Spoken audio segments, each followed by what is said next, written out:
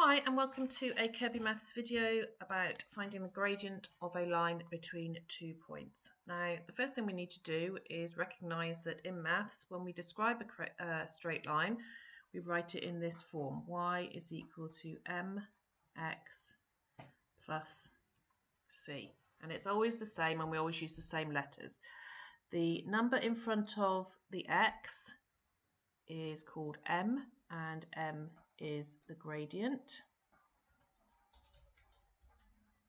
and the gradient just tells us how steep the line is and which way it slopes.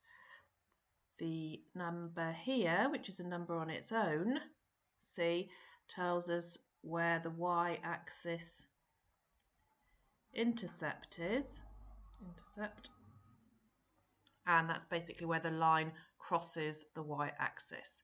Both of these, the m and the c, the gradient and the y-axis intercept, can be positive, they can be negative, they could be a fraction, or they could be a decimal. To start off with, you will probably be just working out gradients which are whole numbers or maybe very simple fractions. First of all, we need to know that if lines have the same gradient, they are parallel. Lines with same gradient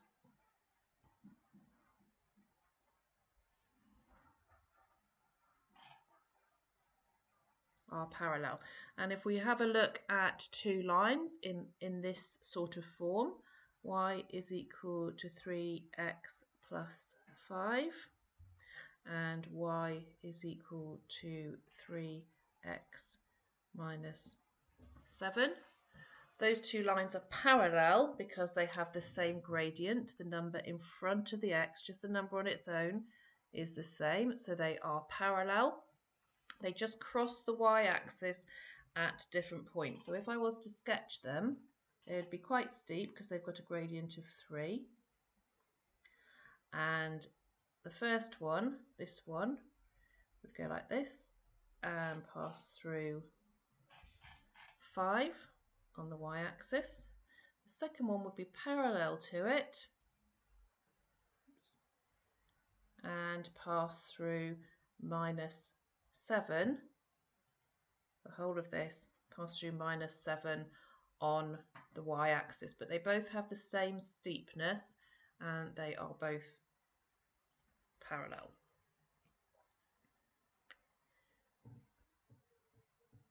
If we have a line which looks slightly different from this, so if we have something that is y is equal to 4 minus 2x, it's just been kind of muddled up a bit and changed around. We still think of the number in front of the x as the gradient, but this time we must include the sign with it. So here the gradient is minus 2 and the y-axis intercept, the c value, is equal to 4. And because this has got a negative gradient, if I was to sketch it, it would slope the opposite way to these lines. So if I do a quick sketch of that, it goes through plus 4 and it slopes the other way. It's got a negative gradient. Okay, so we need to keep, as we did here, keep the sign with the 7, so it's minus 7, so that tells us where it goes through here, and if there's a minus sign it goes with that number and just the number, so the gradient there is minus 2.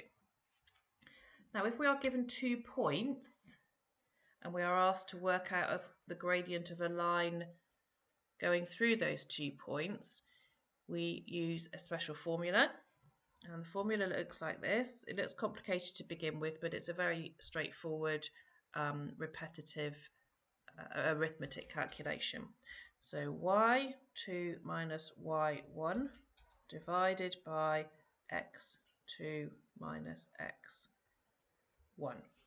So if we think about these 2 points, the point 4, 7 and the point 8, 15. Our first point, so the x value is x1 and the y value is y1, and remember we put this as a subscript, a little number at the bottom, so we don't get confused with squaring or powers. The second point, the number at the front of the bracket is x2 and the number at the back of the bracket is y2.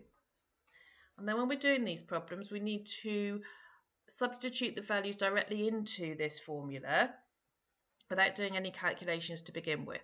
And what I mean by that is I just plonk the values in the right places and I don't try and work anything out to begin with.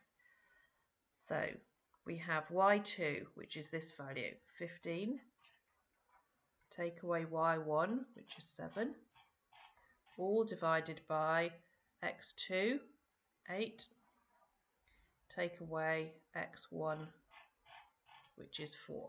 And that would be the first mark in a question for correctly substituting the values in to the correct place in the formula. Do the calculation.